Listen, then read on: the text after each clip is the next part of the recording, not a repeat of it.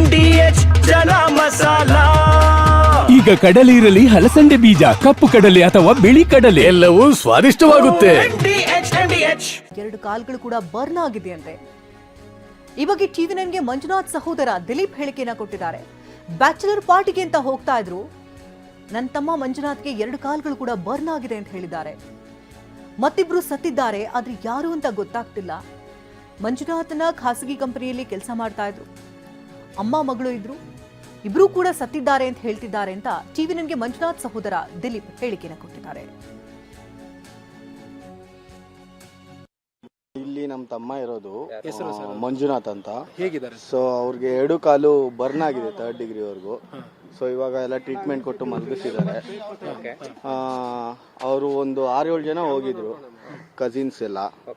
So bachelor party ಅಂತ ಹೋಗಿದ್ದು. ಅದು ಏನಾಗಿದೆ, ಬಸ್ ಹೆಂಗೆ ಆಕ್ಸಿಡೆಂಟ್ ಆಗಿದೆ ನಮ್ಗಿನ್ನ ಇನ್ಫಾರ್ಮೇಶನ್ ಏನಿಲ್ಲ. ಇವಾಗ ಅದೇ ಒಂದು ಇಬ್ಬರೇನೋ ಸ್ಪಾಟ್ ಆಗಿದ್ದಾರೆ ಅಂತ ಹೇಳ್ತಾರೆ ನಮ್ಮ ಗ್ರೂಪಲ್ಲೂ. ಅವ್ರ ಹೆಸರುಗಳು ಗೊತ್ತಿಲ್ಲ ನನಗೆ. ಕಸಿನ್ಸ್ ಎಲ್ಲ ಯಾರ್ಯಾರ ಹೆಸರು ಏನೋ ನನಗೂ ಐಡಿಯಾ ಇಲ್ಲ. 6 ಜನ ಹೋಗಿದ್ದು? 6ರಿಂದ 7 ಜನ ಹೋಗಿದ್ದಾರೆ. ತಮ್ಗೆ ಯಾವಾಗ ಗೊತ್ತಾಯ್ತು ಮಾಹಿತಿ? ಬೆಳಿಗ್ಗೆ ಒಂದು 7 ಗಂಟೆ ಹಂಗೆ ಗೊತ್ತಾಗಿದೆ. ಕಾಲ್ ಬಂದಿದೆ. ಹೋಗಿರೋರಲ್ಲಿ ಇನ್ನ ಮದುವೆ ಆಗಿಲ್ಲ, ಅವನಿನ್ನ ಚಿಕ್ಕ ಹುಡುಗ, ಇನ್ನ 26 ಇಯರ್ಸ್ ಹುಡುಗ.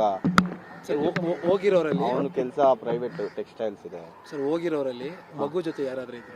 ಮಗು ಜೊತೆ ಮಗು ತಾಯಿ ಹೋಗಿದ್ದು, ಅಮ್ಮ ಮಗಳು. ಹೌದು, ಅಮ್ಮ ಮಗಳು ಹೋಗಿದ್ದು. ಸೊ ಅವರಿಬ್ಬರಿಗೂ ಏನೋ ಇನ್ನ ಇನ್ಫಾರ್ಮೇಶನ್ ಬಂದಿಲ್ಲ, ಡೆತ್ ಆಗಿದ್ಯಾ ಏನೋ ಅಂತ ಅಪ್ಡೇಟ್ ಆಗಿಲ್ಲ.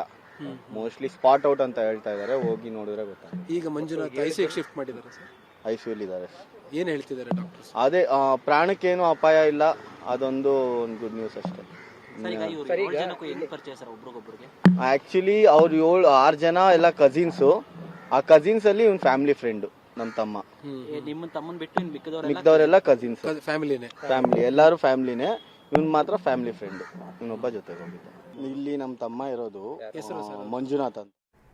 ಇದು ಟಿವಿ ನೈನ್ಗೆ ಮಂಜುನಾಥ್ ಸಹೋದರ ದಿಲೀಪ್ ಕೊಟ್ಟಂತ ಹೇಳಿಕೆ. ದೃಶ್ಯಗಳಲ್ಲಿ ನೋಡ್ತಾ ಇದ್ದರೆ ಈತನೇ ಮಂಜುನಾಥ್, ಕೇವಲ 26 ವರ್ಷ ಅಷ್ಟೇ. ಬ್ಯಾಚುಲರ್ ಪಾರ್ಟಿಗೆ ಅಂತ 7 ಜನ ಟ್ರಿಪ್ಗೆ ಅಂತ ತೆರಳಿರ್ತಾರೆ ಗೋಕರ್ಣಕ್ಕೆ. ಇದೇ ಸಂದರ್ಭದಲ್ಲಿ ಅವಘಡ ನಡೆದು ಹೋಗಿದೆ.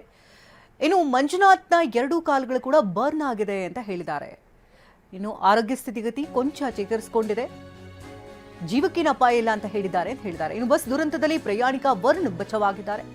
40 ಸೆಕೆಂಡ್ನಲ್ಲಿ ಪ್ರಾಣವನ್ನು ಉಳಿಸಿಕೊಂಡಿದ್ದಾರೆ ಟೆಕ್ಕಿ ವರುಣ್. ತಕ್ಷಣವೇ ಕಿಟಕಿಯನ್ನು ಒಡೆದು ಅಲ್ಲಿಂದ ಹಾರಿದ್ದಾರೆ ಪ್ರಯಾಣಿಕ. ದುರಂತದ ಭಯಾನಕ ಸತ್ಯವನ್ನ ಟೆಕ್ಕಿ ವರುಣ್ ಬಿಚ್ಚಿಟ್ಟಿದ್ದಾರೆ. ಗೊರಗುಂಟೆಪಾಳ್ಯದಿಂದ ಬಸ್ ಹತ್ತಿದ್ರಂತೆ ಪ್ರಯಾಣಿಕ ವರುಣ್. ಇನ್ನು ಜಗದೀಶ್ ನಮ್ಮ ಪ್ರತಿನಿಧಿ ಮಾತನಾಡಿಸಿದ್ದಾರೆ, ವರುಣ ಕೇಳೋಣ. ಖಾಸಗಿ ಬಸ್ಗೆ ಲಾರಿ ಡಿಕ್ಕಿ ಹೊಡೆದಂಥ ಸಂದರ್ಭದಲ್ಲಿ ಉಂಟಾದಂತಹ ಜ್ವಾಲೆಯಲ್ಲಿ ಈಗಾಗಲೇ ಬಸ್ನಲ್ಲಿದ್ದಂತಹ ಹಲವರು ಮೃತಪಟ್ಟಿದ್ದಾರೆ. ಇದರ ನಡುವೆ ಒಂದಷ್ಟು ಜನ ಗಾಯಗಳಾಗಿ ಆಸ್ಪತ್ರೆಯಲ್ಲಿ ಚಿಕಿತ್ಸೆ ಪಡಿತಾ ಇದ್ದಾರೆ. ಇವರೆಲ್ಲರೂ ಕೂಡ ಬಸ್ನಲ್ಲಿ ಬುಕ್ ಮಾಡಿ ಪ್ರಯಾಣ ಮಾಡ್ತಾ ಇದ್ರು. ಆದರೆ ಒಂದಷ್ಟು ಜನ ಬುಕ್ ಮಾಡದೆ ಕೂಡ ಬಸ್ನಲ್ಲಿ ಪ್ರಯಾಣ ಮಾಡ್ತಿದ್ರು ಅನ್ನೋದಕ್ಕೆ ಸಾಕ್ಷಿ ಎಂಬಂತೆ ಒಬ್ಬ ಪ್ರಯಾಣಿಕ ವರುಣ್ ಎಂಬುವರು ಟಿವಿ ನೈನ್ಗೂ ಕೂಡ ಸಿಕ್ಕಿದ್ದಾರೆ. ಅವರೇ ನಾನು ಮಾತಾಡಿಸ್ತಾ ಹೋಗ್ತೇನೆ. ವರುಣ್ ಅವರೇ, ಹೇಗಿದ್ದೀರಾ ಇವಾಗ? ನಿಮ್ಮ ಮೊದಲು ಚೆನ್ನಾಗಿದ್ದೀನಿ, ನಮಗೇನು ತೊಂದರೆ ಇಲ್ಲ, ಅಷ್ಟೇ ತೊಂದರೆ ಏನೂ ಆಗಿಲ್ಲ, ಕಾಲಷ್ಟೇ ನೋವಾಗಿದೆ ನನಗೆ. ಅಂದರೆ ನಿಮಗೆ ಗಾಯಗಳಾಗಿದೆಯಾ? ಎಲ್ಲೆಲ್ಲಾಗಿದೆ ಅಂತ? ಒಂದು ಗಾಯ ಆಗಿದೆ ನನಗೆ, ಇನ್ನು ಮಿಕ್ಕಿದೆಲ್ಲ ಲೆಗ್ಗಲ್ಲೇ ಆಗಿದ್ದು. ಜಂಪ್ ಮಾಡಿದಾಗ ಕಾಲು ನೋವಾಗಿದೆ, ಎಕ್ಸ್ರೇ ತೆಗೆದಿದ್ದಾರೆ, ರಿಪೋರ್ಟ್ ಬರಬೇಕು ಅಷ್ಟೇ. ಅಂದರೆ ಈ ಘಟನೆ ಎಷ್ಟು ಗಂಟೆಗೆ ಆಯಿತು ಅಂತ ಹೇಳಿ ನಿಮ್ಗೆ ಏನಾದ್ರು ನೆನಪಿದೆ? ಹೇಗಾಯಿತು ಅಂತ? ಎಕ್ಸಾಕ್ಟ್ 2:01 ಆ ಟೈಮಲ್ಲೇ ಆಗಿದ್ದು. ಹೇಗಾಯಿತು ಅಂತ ಹೇಗಾಯ್ತು ಅಂದರೆ ನಾವು ಒಳಗಡೆ ಮಲಗಿದ್ವಿ, ಎಲ್ಲರೂ ಮಲಗಿರ್ತಾರೆ. ಆ ಟೈಮಲ್ಲಿ ಆದಾಗ ನಮ್ಗೆ ಆ ಕಡೆ ಏನು ಗೊತ್ತಾಗಲ್ಲ. ಹಿಂದೆ ಬಂದಿರೋ ಕಾರ್ಗಳು ಅವ್ರು ನೋಡಿದಾಗ ಅವ್ರನ್ನ ಕೇಳಿದ್ರೆ ಅವ್ರು ಹೇಳ್ತಾರೆ. ಅಂದರೆ ನಿಮಗೆ ಸೀಟ್ ಇತ್ತಾ ಒಳಗಡೆ? ಸೀಟ್ ಇತ್ತು. ಅಂದರೆ ನೀವೇನು ಬುಕ್ ಮಾಡ್ಕೊಂಡು ಹೋಗಿದ್ದೀರಾ ಬಸ್ಸಲ್ಲಿ? ಬುಕ್ ಮಾಡಿರಲಿಲ್ಲ, ನನ್ನ ಬಸ್ ಮಿಸ್ ಆಯಿತು, ಅದಕ್ಕೆ ಕರೆದ್ರು ಅಂತ ಹೇಳ್ಬಿಟ್ಟು ಬಂದೆ ನಾನು ಅದೇ ಬಸ್ಸಲ್ಲಿ, ಅವ್ರು ಪೇ ಮಾಡಿಬಿಟ್ಟು. ಓಕೆ. ಅಂದರೆ ನೀವು ಹತ್ತಿದ್ದು ಪಾಯಿಂಟ್ ಎಲ್ಲಿಂದ ಎಲ್ಲಿಗೆ ಅಂತ ಹೇಳಿ? ಗೊರಗುಂಟೆಪಾಳ್ಯ. ಓಕೆ. ಎಷ್ಟು ಗಂಟೆಗೆ ಹತ್ತಿದ್ರು ಬಸ್ನ? 10:30 ಆಗಿತ್ತು. ಓಕೆ. ಬಸ್ ಎಲ್ಲಿ ಹೋಗ್ತಾ ಇದ್ದಿದ್ದು? ಗೋಕರ್ಣ. ನೀವೆಲ್ಲಿ ಇಳಿಬೇಕು? ಚಿತ್ರದುರ್ಗ. ಸುಮಾರು ಎಷ್ಟು ಜನ ಪ್ಯಾಸೆಂಜರ್ಸ್ ಇದ್ರು? ಕಂಪ್ಲೀಟಾಗಿ ಫುಲ್ ಆಗಿತ್ತಾ ಬಸ್ಸು ಅಂತೇಳಿ? ಕಂಪ್ಲೀಟಾಗಿ ಬಸ್ಸೇನೋ ಫುಲ್ ಆಗಿತ್ತು ನಾನು ನೋಡಿದ ಪ್ರಕಾರ, ಯಾವ ಸೀಟು ಖಾಲಿ ಇರಲಿಲ್ಲ. ಸರ್, ಮತ್ತೊಂದು ಕಡೆ ಈಗ ಬಸ್ ಆಕ್ಸಿಡೆಂಟ್ ಆಗುತ್ತೆ, ಫೈರ್ ಆಗುತ್ತೆ, ಆ ಸಂದರ್ಭದಲ್ಲಿ ನೀವು ಹೇಗೆ ಹೊರಗೆ ಬಂದ್ರಿ ಅನ್ನೋ ಅಂಥದ್ದನ್ನು ಹೇಳೋದು? ಏನಿಲ್ಲ, ಕಾಲಲ್ಲಿ ಗ್ಲಾಸ್ ಹೊಡೆದ್ವಿ, ಹೋಯ್ತು, ಜಂಪ್ ಮಾಡಿದ್ವಿ. ನಮ್ಮ ಜೊತೆ ಇನ್ನೊಬ್ರು ಇದ್ರು, ಅವ್ರನ್ನೂ ಜಂಪ್ ಮಾಡಿಸಿದ್ವಿ ಅಷ್ಟೇ. ಅಂದರೆ ನೀವು ನಿಮ್ಮ ಎಷ್ಟು ಜನ ಆ ಥರ ಆಚೆ ಬಂದ್ರಿ? ನನ್ನ ಕಿಟಕಿಯಿಂದ ನಾವಿಬ್ಬರೇ ಆಚೆ ಬಂದಿದ್ದು. ಕೆಳಗಡೆ ಇರೋರು, ಮೇಲ್ಗಡೆ ಇರೋರು, ಆ ಕಡೆ ಅಕ್ಕಪಕ್ಕ ಯಾರು ಬಂದಿರ್ಬೋದು.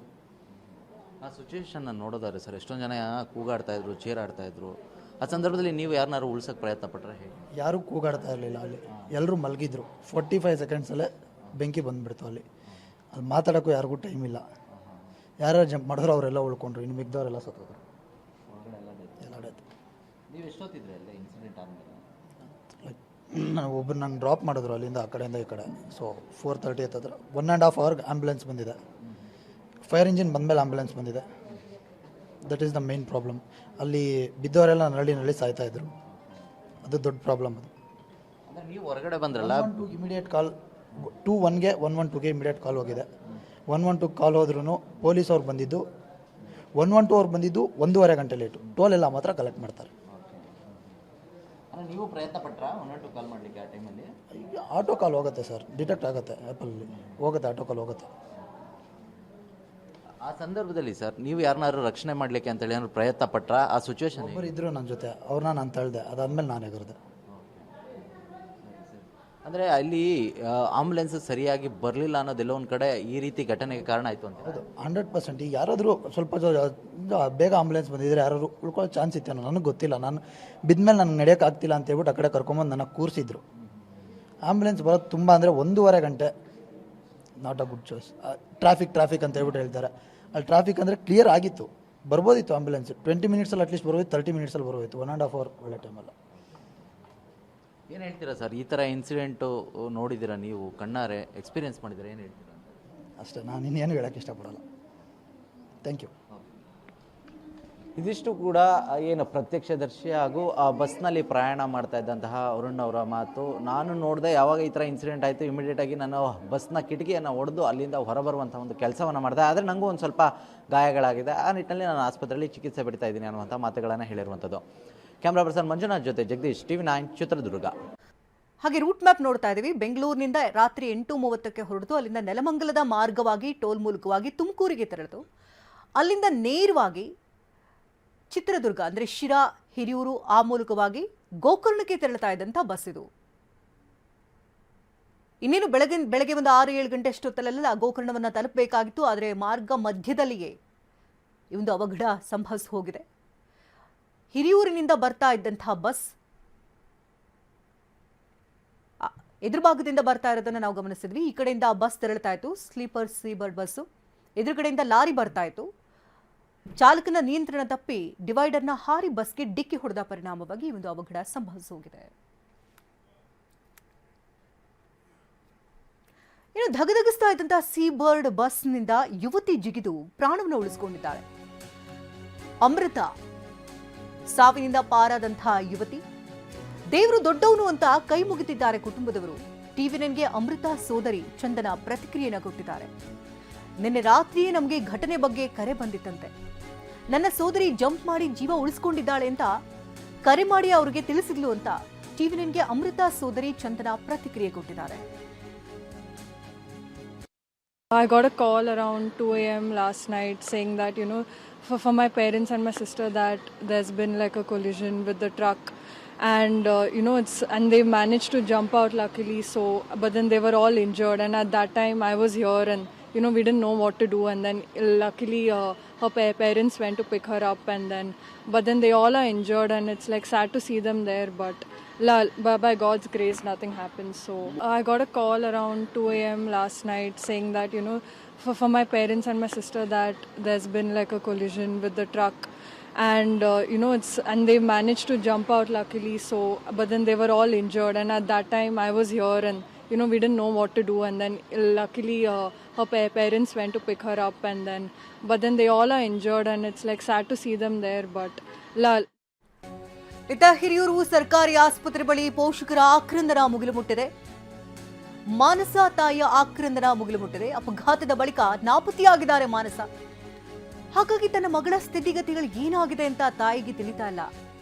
ಸರ್ಕಾರಿ ಆಸ್ಪತ್ರೆ ಬಳಿಯೇ ಆ ತಾಯಿ ತೆರಳಿಯಲ್ಲಿ ತಮ್ಮ ಆಕ್ರಂದನವನ್ನು ತೋರಿಸಿಕೊಳ್ತಾ ಇದ್ದಾರೆ. ತನ್ನ ಮಗಳಿಗೆ ಏನಾಗಿದೆ, ಎಲ್ಲಿದ್ದಾಳೆ, ಏನು ಒಂದು ಕೂಡ ತಿಳಿತಾ ಇಲ್ಲ.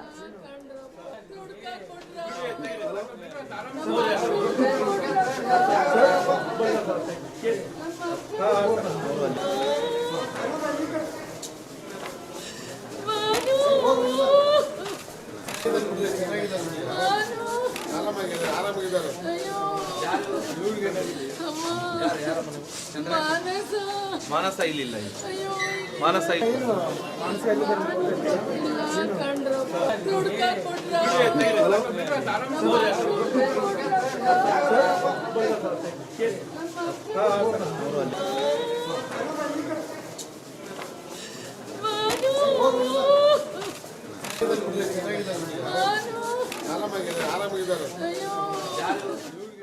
ವಾ ಯಾಕೆ ಈಗ ಬಂತ ಸ್ವಾದ? ಖಂಡಿತ ಈಗ ಬಂತು ಅಸಲಿ ಸ್ವಾದ. MDH chunky chaat masala life ಅಲ್ಲಿ ಅಸಲಿ ಸ್ವಾದ ತರುತ್ತೆ. ಅಸಲಿ ಮಸಾಲ ಎಸ್ ಎಸ್ MDH